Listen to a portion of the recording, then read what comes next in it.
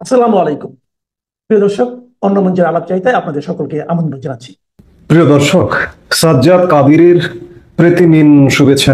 উপদেষ্টা পরিষদে বিদায়ের সুর, কারা চলে যাচ্ছেন এই প্রসঙ্গটি নিয়ে আপনাদের সামনে এই মুহূর্তে কথা বলতে চাই। উপদেষ্টা পরিষদে বিদায়ের সুর, পুরো উপদেষ্টা পরিষদে কি বিদায়ের সুর বেজে উঠেছে? না, পুরো উপদেষ্টা পরিষদে নয়। ইউনূস সাহেব সহসা যাবেন না। তিনি চূড়ান্ত বিচারে নির্বাচন করতে চান, তাকে দিয়ে জামাত নির্বাচন করাতে চায়, তাকে দিয়ে বিএনপি নির্বাচন করাতে চায়। সেই জায়গা থেকে ডক্টর ইউনূস যাবেন না। কিন্তু ডক্টর ইউনূস উপদেষ্টা পরিষদের কাউকে কাউকে নিয়ে ইতিমধ্যে অভিযোগ উঠেছে। আপনারা জানেন যে গত মঙ্গলবার এবং বুধবার, প্রথমত বিএনপি মঙ্গলবারে প্রধান উপদেষ্টার সঙ্গে সাক্ষাৎ করেছেন, দ্বিতীয়ত জামাত এবং এনসিপি একই দিনে বুধবারে তারা প্রধান উপদেষ্টার সাথে সাক্ষাৎ করেছেন এবং সাক্ষাতে তারা বিশেষ করে বিএনপি সুনির্দিষ্টভাবে কয়েকজন উপদেষ্টার নাম নিয়েছেন, তাদের বিরুদ্ধে অভিযোগ দিয়েছেন এবং তাদের পরিবর্তন চায় বিএনপি। বিএনপির চোখে বিতর্কিত উপদেষ্টা কারা আমরা সেটি যদি একটু জানি। দলটির মহাসচিব মির্জা ফখরুল ইসলাম আলমগীরের নেতৃত্বে দলের শীর্ষ পর্যায়ের নেতারা গত মঙ্গলবার দেখা করেন প্রধান উপদেষ্টা ডক্টর মোহাম্মদ ইউনূসের সঙ্গে। সেই বৈঠকে তারা কয়েকজন উপদেষ্টার বিরুদ্ধে পক্ষপাতিত্বের অভিযোগ তোলেন। বিএনপির অভিযোগ, প্রশাসনে ও পুলিশে বদলি, পদায়ন সহ বিভিন্ন ক্ষেত্রে জামাত ইসলামের পক্ষে কাজ করছেন ওই উপদেষ্টারা। প্রশাসনের রদবদল বা পদায়নের জন্য প্রশাসন সংক্রান্ত ক্যাবিনেট কমিটি গঠন করা হয়েছে। এতে 4 জন উপদেষ্টা ও ক্যাবিনেট বা মন্ত্রিপরিষদ বিভাগের সচিব এবং জনপ্রশাসন মন্ত্রণালয়ের সচিব রয়েছেন। বিএনপি নেতারা বলছেন ওই ক্যাবিনেট কমিটি নিয়ে আপত্তি জানিয়েছেন তারা। দলটির যে নেতারা প্রধান উপদেষ্টার সঙ্গে বৈঠকে ছিলেন তাদের একাধিক সূত্রে জানা গেছে বিতর্কিত কয়েকজন উপদেষ্টার নাম তারা প্রধান উপদেষ্টাকে জানিয়েছেন। বিএনপির সেই বিতর্কিত তালিকায় 1 নম্বরে রয়েছেন জ্বালানি উপদেষ্টা ফাউজুল কবির খান। তিনি প্রশাসনের রদবদলের ক্যাবিনেট কমিটিতে রয়েছেন। এই কমিটির আরেকজন সদস্য মন্ত্রিপরিষদ বিভাগের সচিব শেখ আব্দুর রশিদের নাম উল্লেখ করে তার বিরুদ্ধে একটি বিশেষ দলের প্রতিপক্ষপাতিত্বের অভিযোগ জানিয়েছে বিএনপি। আব্দুর রশিদ জামাতের, আমরা বেশ অনেক আগে থেকেই শুনছি।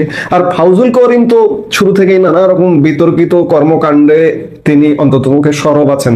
আমার প্রথম তাকে চোখে পড়েছিল পদ্মা সেতুর খরচ বাতিয়ে দিয়েছেন।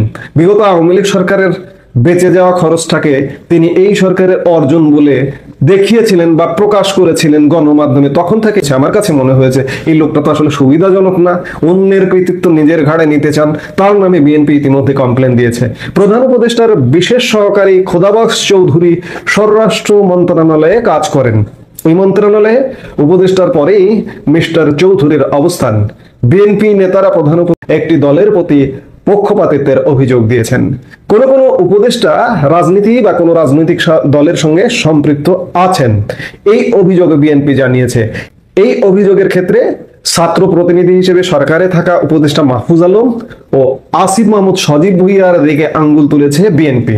দলটির একাধিক নেতা জানিয়েছেন সরকারের যাদের বিরুদ্ধে পক্ষপাতিত্বের ও কোন দলের সঙ্গে সম্পৃক্ত থাকার অভিযোগ তারা এনেছেন তাদের যেন সরকার থেকে সরিয়ে দেওয়া হয়। এই আবেদনও তারা জানিয়েছেন প্রধান উপদেষ্টার কাছে। উপদেষ্টা ফাউজুল কবির খান, তার ভূমিকাটা কেমন দেখুন। যে সরকারের নিরপেক্ষতা নিয়ে দলগুলোর প্রশ্নের প্রেক্ষাপটে কয়েকদিন আগে ফাউজুল কবির খান বিবিসি বাংলাকে বলেছিলেন যেহেতু বড় সব দলই অভিযোগ করছে ফলে সরকার ঠিক পথে আছে বলে তিনি মনে করেন। এই হচ্ছেন ফাউজুল কবির খান।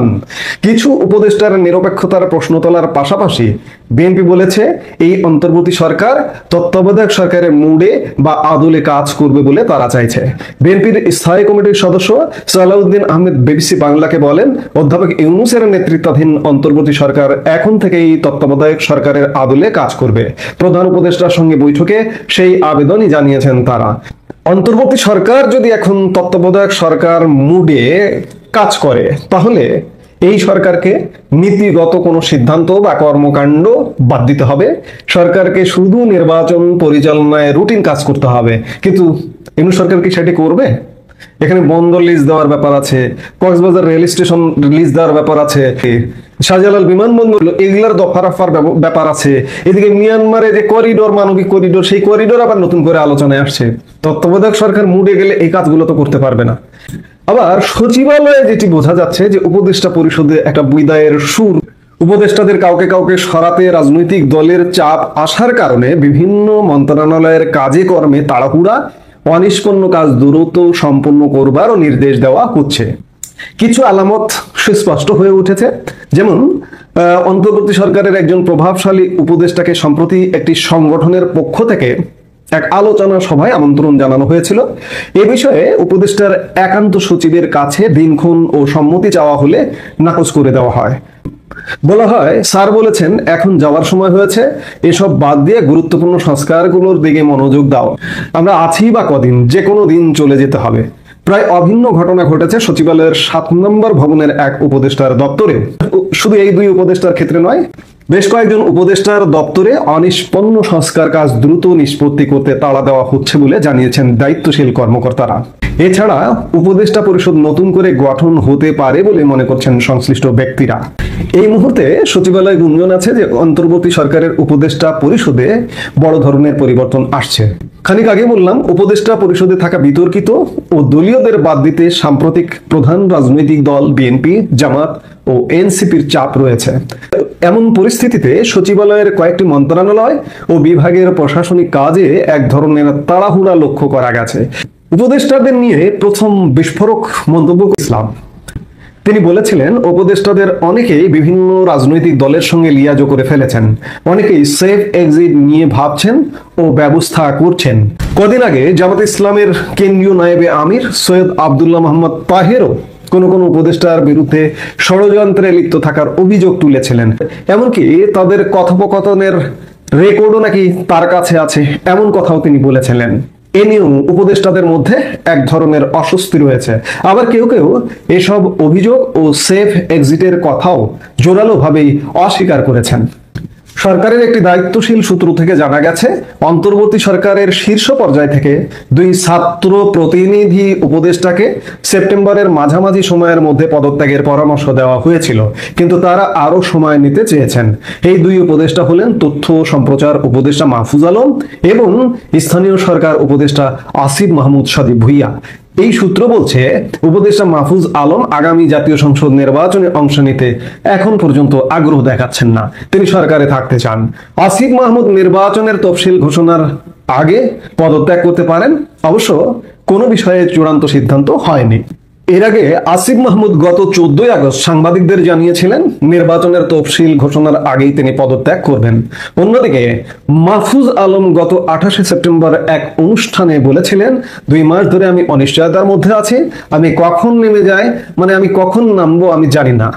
2024 সালের 5 আগস্ট জুলাই গণ অভ্যুত্থানে আওয়ামী লীগ সরকার পতনের পর 8 আগস্ট মোহাম্মদ ইউনূসের নেতৃত্বে অন্তর্বর্তী সরকার গঠিত হয়। বর্তমানে উপদেষ্টা পরিষদের সদস্য প্রধান উপদেষ্টা সহ 23 জন, তাদের মধ্যে এই 2 জন এখন ছাত্র প্রতিনিধি হিসেবে আছেন। জামায়াতে ইসলামী কোন সুস্পষ্ট উপদেষ্টাদের নাম না বললেও কোন কোন গণমাধ্যমে আসলেও এসে থাকতে পারে, তবে সূত্রের খবর মারফত যেটি জানা যাচ্ছে যে অর্থ উপদেষ্টা সালেউদ্দিন আহমেদ কিংবা পরিকল্পনা উপদেষ্টা ওয়াহিদুদ্দিন মাহমুদ তাদেরকে বিএনপি পন্থী উপদেষ্টা বা বিএনপির প্রতিপক্ষ পাতিত্বমূলক উপদেষ্টা হিসেবে চিহ্নিত করেছেন এবং আরো এরকম কিছু আছে। সেই জায়গা থেকে বিভিন্ন রাজনৈতিক দল যেহেতু উপদেষ্টা পরিষদ নিয়ে প্রশ্ন তুলছেন, সেক্ষেত্রে স্বাভাবিকভাবে প্রশ্নবিদ্ধ হচ্ছে এবং যারা নিজেরা নিজেদেরকে ভেতরে ভেতরে প্রশ্নবিদ্ধ মনে করছেন, সেই জায়গা থেকে নিজেদের সম্মান বজায় রাখতে এমন পরিস্থিতিতে উপদেষ্টাদের কেউ কেউ সসম্মানে নাকি পদত্যাগের কথাও ভাবছে, প্রস্তুতি চলছে বলে সূত্রের আভাস। গতকাল আইন উপদেষ্টা আসিফ নজরুল এক বক্তব্যে বলেছেন, দায়িত্ব শেষ করে যত তাড়াতাড়ি যেতে পারি বাঁচবো। বৃহস্পতিবার বিকেলে রাজধানীর ফরেন সার্ভিস একাডেমি মিলনায়তনে এক সংবাদ সম্মেলনে একথা বলেন তিনি। যাই হোক, রাজনৈতিক পক্ষ থেকে উপদেষ্টাদের বিদায়ের সুর, নিজেদের তাগিদ থেকে বিদায়ের সুর, নিজেরা হয়তো একটু হলেও অনুভব করছেন যে আমরা তো আর বেশি দিন থাকতে পারছি না, চলে যেতে হবে। এই চলে যাওয়াটা কি 2-1 জন চলে যাবেন নাকি পুরো পরিষদ চলে যাবেন, এমন নানা প্রশ্ন। সামনে যত দিন আসছে, অক্টোবর মাস আমরা প্রায় শেষ দশকে এসে পড়েছি, আজকে আমরা শেষ সপ্তাহে, যত দিন ঘনিয়ে আসছে অক্টোবর পেরিয়ে নভেম্বর আসবে, তত উপদেষ্টা পরিষদের মধ্যে অস্থিরতা বাড়বে, উপদেষ্টা পরিষদের মধ্যে বিদায়ের সুর বাজবে এবং আগামী ফেব্রুয়ারিতে নির্বাচন, এবং সেই নির্বাচনটা হবে কিনা সত্যিকার অর্থে দেশ ক্রমেই একটা অনিশ্চয়তার মধ্যে ঢুকে যাবে। এই উপদেষ্টা পরিষদ যে চরম বিতর্কিত হয়ে গেছে, এদের যে যেতে হবে, যার যার নাম এসছে, যাদের নাম আসছে এবং যারা কাজ করছেন তাদের নিজেদের মধ্যে উপলব্ধি ইতিমধ্যে হচ্ছে, যার দরুন তাদের মধ্যে একটা বিদায়ের সুর বেজে উঠেছে। বিদায় খুব শীঘ্রই, এবং সেটি নিশ্চয়ই আমরা দেখব। বাংলাদেশের কক্সবাজারে যে রামু ক্যান্টনমেন্টে অবস্থিত, যেটা সেনাবাহিনীর 10th ইনফ্যান্ট্রি ডিভিশন, সেই রামু ক্যান্টনমেন্টের ভেতরে আসলে কি হচ্ছে? আমরা বিশ্বস্ত সূত্রে জানতে পেরেছি যে এই ক্যান্টনমেন্টে যেসব কমান্ডিং অফিসার, সিও আছে এবং ডেপুটি কমান্ডিং অফিসার আছে, তাদের ক্যান্টনমেন্টের বাইরে যেতে নিষেধ করা হয়েছে। রামু ক্যান্টনমেন্টের যে GOC major general Asadullah Minhaj, তার অনুমতি ছাড়া অথবা যেসব ব্রিগেড কমান্ডার আছে বা ঊর্ধ্বতন কর্মকর্তা আছে তাদের অনুমতি ছাড়া এই কমান্ডিং অফিসার এবং ডেপুটি কমান্ডিং অফিসারদের ক্যান্টনমেন্টের বাইরে যাওয়া একদম নিষেধ। এবং একজন লেফটেন্যান্ট কর্নেল স্বাক্ষরিত এক আদেশে, গোপন আদেশে এই নির্দেশ জারি করা হয়েছে। এবং শুধুমাত্র যে সিও এবং ডেপুটি সিও তাই না, পুরো ক্যান্টনমেন্টের সকল সৈনিক এবং সকল সেনা কর্মকর্তাকে এই মুহূর্তে বিনা অনুমতিতে রামু ক্যান্টনমেন্টের বাইরে যেতে নিষেধ করা হয়েছে। এটা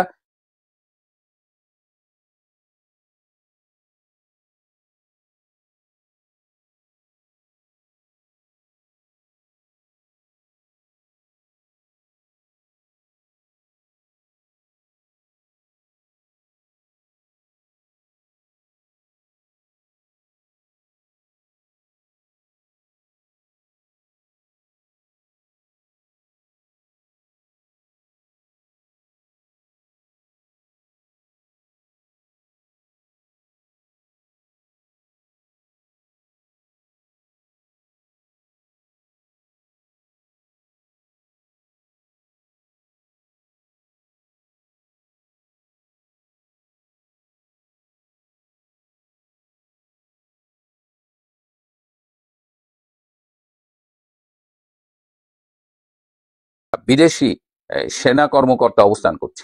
সুতরাং রামু ক্যান্টনমেন্ট এই মুহূর্তে ভীষণ স্পর্শকাতর একটা জায়গা হয়ে গেছে এবং দেশবাসীর নজর থেকে সবকিছু আলাদা লুকিয়ে রাখার কারণেই রামু ক্যান্টনমেন্টে এই এই গোপনীয়তার খেলাটা খেলানো হচ্ছে।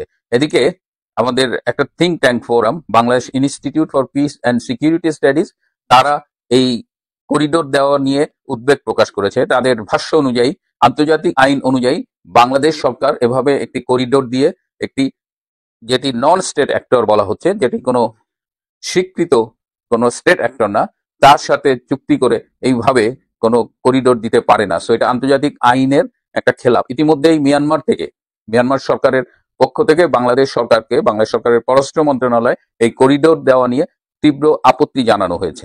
সুতরাং আমাদের ওই কক্সবাজার এন্ডে বেশ পরিস্থিতি জটিল হয়ে উঠছে। এদিকে বান্দরবনে আমরা দেখছি যে আরাকান আর্মি তারা এসে জলকেলি করছে, তারা ব্যাংক থেকে টাকা ডাকাতি করে নিয়ে যাচ্ছে, জল সীমা থেকে জেলেদের ধরে নিয়ে যাচ্ছে।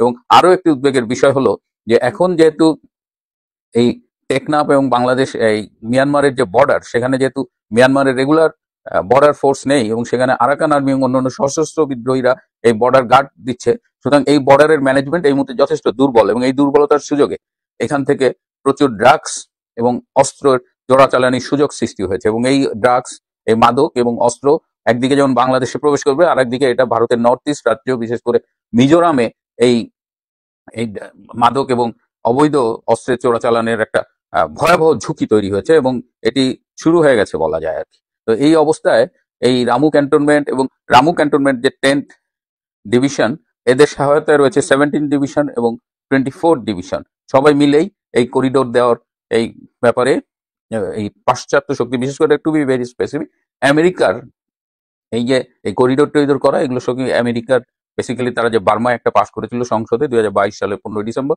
তারই ধারাবাহিকতায় আমরা এটা দেখতে পাচ্ছি।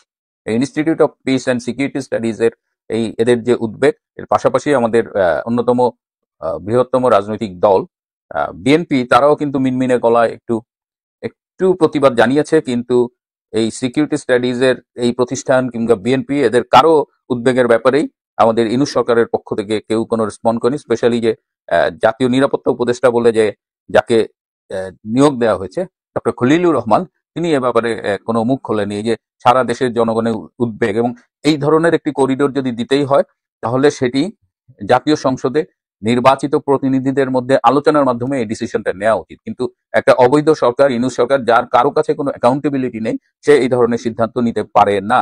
সুতরাং এই জায়গাতেও অলরেডি বাংলাদেশ জুড়ে একটা তীব্র ক্ষোভ সৃষ্টি হয়েছে। আরেকটা বিষয় আমি আপনাদের সাথে একটু আলাপ করতে চাই, যে আমাদের এই জাতীয় নিরাপত্তা উপদেষ্টা ডক্টর খলিলুর রহমান, ইনি কিন্তু একাধারে বাংলাদেশের নাগরিক, আবার আমেরিকারও নাগরিক। তো একজন ভিনদেশী নাগরিকত্ব গ্রহণকারী মানুষ, তিনি কি করে একটা দেশের নিরাপত্তার মতো এত স্পর্শকাতর বিষয়ের উপদেষ্টা হয়? তার মানে এটা এখন বোঝা যাচ্ছে যে পুরো খেলাটাই আমেরিকা, সিআইএ, বাইডেনের ডিপ স্টেট, এদের বহু এই আর একটা মির্জাফর আলী রিয়াজ, এদের অনেক আগে থেকেই তৈরি করেছে। এবং এই ডক্টর ইউনূস, যার কোনো দায়বদ্ধতা নাই দেশের প্রতি, দেশের মানুষের প্রতি, তাকে সামনে রেখে, এই পশ্চিমা পাপেট ইউনূসকে সামনে রেখে এই খলিলুর রহমান, আলী রিয়াজ, এদের দিয়ে গুটি সাজিয়ে বাংলাদেশটাকে একটা সম্ভাব্য বিপর্যয়ের মুখে ঠেলে দেওয়া হচ্ছে। কারণ আমরা জানার চেষ্টা করছি যে মিয়ানমার সরকার একদিকে যেমন বাংলাদেশ সরকারের কাছে প্রতিবাদ জানিয়েছে, এছাড়াও মিয়ানমার এবং চায়না স্পেসিফিক্যালি কিভাবে রিয়াক্ট করবে সেটা জানার আমি চেষ্টা করছি। আমি আমার এই 3টে দেশ ভ্রমণ শেষে আজকেই অস্ট্রেলিয়ায় ফিরলাম। আমি আশা করি যে এরপর থেকে আপনাদের সাথে আমার নিয়মিত কথা হবে এবং অনেক বিষয়ে কথা হবে, এবং আমি এই আলোচনায় আপনাদের আরো একটু সম্পৃক্ত করতে চাই। তো আমি আশা করি যে আগামীকাল থেকে এই বিষয়গুলোতে আমরা আরো স্পষ্টভাবে কথা বলবো। প্রিয় বন্ধুরা, আজ এ পর্যন্তই। বাংলাদেশের আকাশে একটা কালো মেঘ দেখা যাচ্ছে। একদিকে অর্থনীতি একেবারে বিপর্যয়ের মুখে চলে গেছে, অর্থনীতি খুব খারাপ অবস্থা। সরকারি খাত আর বেসরকারি খাতে তো ভীষণ অস্থিরতা চলছে, তারা অনেকেই ব্যবসা ছেড়ে দিচ্ছে, ছেড়ে দেওয়ার পরিকল্পনা করছে। তো এরকম একটা অবস্থানের মধ্যে আমাদের এই গোদের উপর বিষ ফোড়াও এসেছে এই হিউম্যান করিডোরের নামে বাংলাদেশকে যুদ্ধের মুখোমুখি দাঁড় করা। একদিকে ইকোনমি খারাপ অবস্থা, তারপর যদি কোনো কারণে যুদ্ধে জড়িয়ে যায়, বা আদৌ এই আরাকান আর্মি, যার সাথে এত ধরমরম, সেই আরাকান আর্মি আদৌ বিশ্বস্ত কিনা, কিংবা আমাদের সেনাবাহিনী যুদ্ধের জন্য প্রস্তুত কিনা, এই বিষয়গুলো নিয়ে আমি অচিরেই আপনাদের সাথে আলোচনা করব।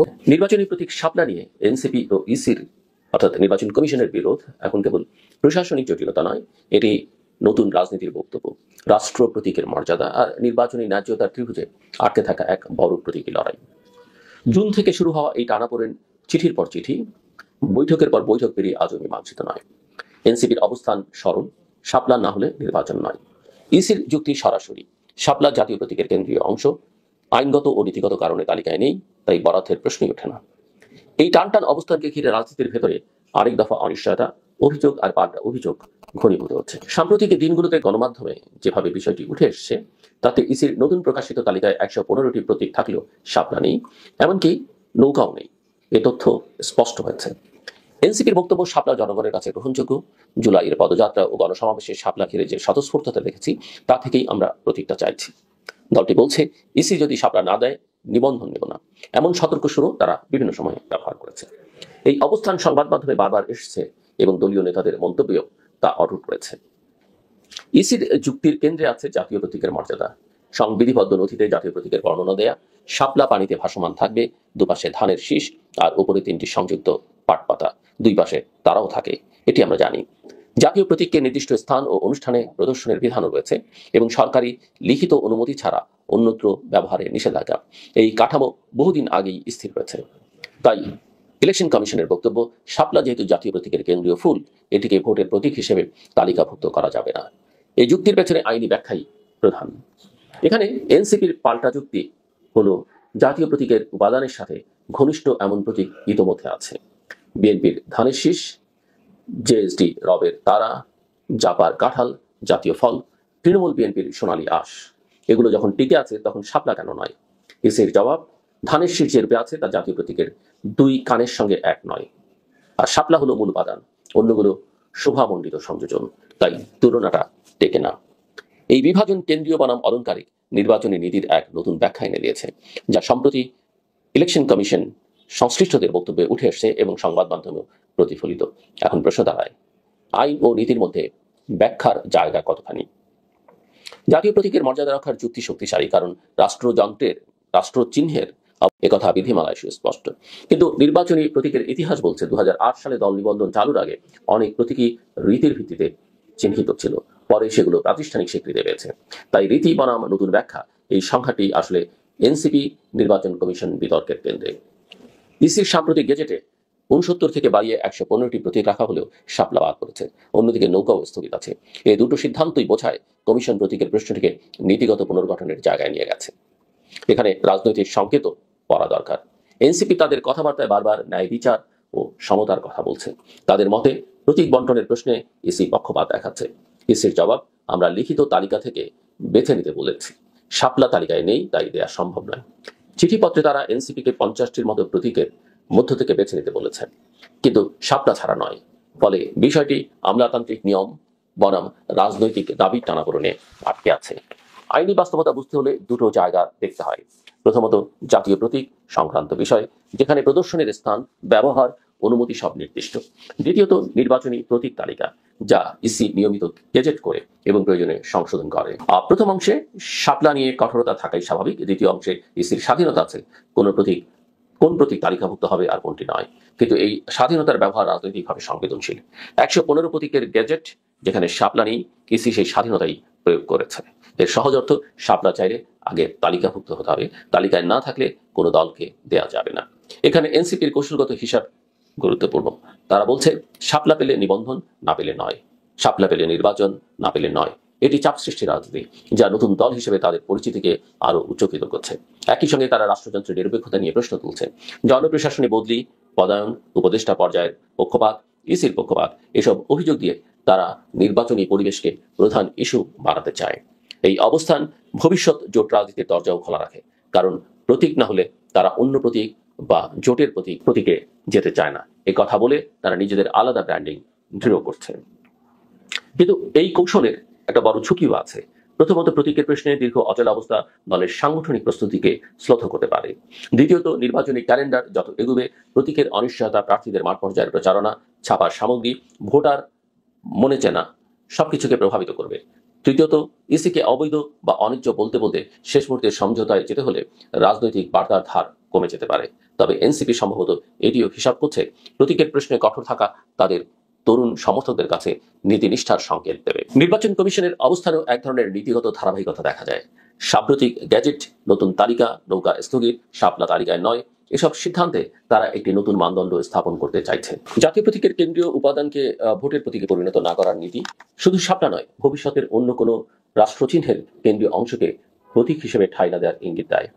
এখানে মনে রাখা দরকার, আমাদের উচ্চ আদালতের অর্থাৎ সুপ্রিম কোর্টের যে প্রতীক দাঁড়িপাল্লা, সেটা কিন্তু জামায়াত ইসলামের প্রতীক। সেটাও কতটা সমীচীন, এই প্রশ্ন আবারও আমি রাখলাম। ইতিপূর্বে বহুজন বহুভাবে রেখেছেন। যাই হোক, যে কথা বলছিলাম ইসির কথা বা নির্বাচন কমিশনের কথা, তারা এইভাবেই নির্বাচন চিহ্নের জগতে রাষ্ট্র চিহ্ন থেকে স্বতন্ত্র এক সৌকর্য বজায় রাখতে চাইছে। কিন্তু দাঁড়িপাল্লার কথাও তাদের ভাবা দরকার। কিন্তু বাস্তব রাজনীতিতে ধানের শীষ, তারা ইত্যাদি যখন বহু দশক ধরে ব্যবহার হচ্ছে, তখন কেন্দ্রীয় বনাম অলঙ্কার থাকবে। এখানে আরেকটি মাত্রা এসছে। ইসি বলছে, আগে তালিকায় ঢোকাতে হবে, তারপর বরাদ্দ সম্ভব। তালিকা যে বিস্তৃতভাবে আপডেট হয়, 115 প্রতীকের গেজেটই তার প্রমাণ। কিন্তু এই আপডেটও শাপলানি, কমিশন বর্তমান নির্বাচনী চক্রে শাপলা না দেওয়ার নীতি স্পষ্ট করছে। এনসিপি চাইলে আইনি ব্যাখ্যা, রিট, রিভিউ এসব পথে যেতে পারে। ইতিমধ্যে তাদের পক্ষ থেকে আইনে বাধা নেই এ যুক্তিও আনা হয়েছে। কিন্তু আদালতে গেলে প্রশ্ন হবে, ইসির নীতিগত সিদ্ধান্ত কি বিচারিক হস্তক্ষেপের বিষয়, নাকি এটি কমিশনের নীতি স্বাধীনতার আওতায়? এখানেই আইনি লড়াইটা অনেক কঠিন। রাজনৈতিক প্রেক্ষাপটে এনসিপি এখন দুটো ফ্রন্টে খেলছে। এক, শাপলার প্রশ্নে কঠোর নীতির ঘোষণা। দুই, শীর্ষ পর্যায়ের বৈঠকে প্রশাসনিক নিরপেক্ষতা ও নির্বাচন কমিশনের পুনর্গঠনের দাবি। এই দ্বিমুখী কৌশল তাদের জন্য চাপ তৈরি করছে, সুযোগও তৈরি করছে। চাপ কারণ সময় কম, সুযোগ কারণ প্রতীকের লড়াই তাদের ব্র্যান্ডকে আলাদা করে দিচ্ছে। অন্যদিকে ইসির দ্বিমুখী হিসাব, রাষ্ট্র প্রতীকের মর্যাদা রক্ষা করতে গিয়ে যদি নতুন দলের প্রতীক চাই রাজনীতিকে না বলে, তবে তারা স্বাধীন নিরপেক্ষ অবস্থান আরো দৃশ্যমান করে। কিন্তু এর প্রতিক্রিয়া যদি একটি উল্লেখযোগ্য নতুন শক্তি নির্বাচন বর্জনের পথে যায়, তাহলে প্রতিযোগিতামূলক পরিবেশে তার প্রভাব পড়বে। কারণ আওয়ামী লীগ নেই, তার মিত্ররা এই নির্বাচনে থাকতে পারবে কিনা সেটা একটা বড় প্রশ্ন। এইসব বিষয় হিসেবের মধ্যে রাখতে হয়। আমার পাঠে এই দ্বন্দ্বের একটি বাস্তবসম্মত সমাধান আছে।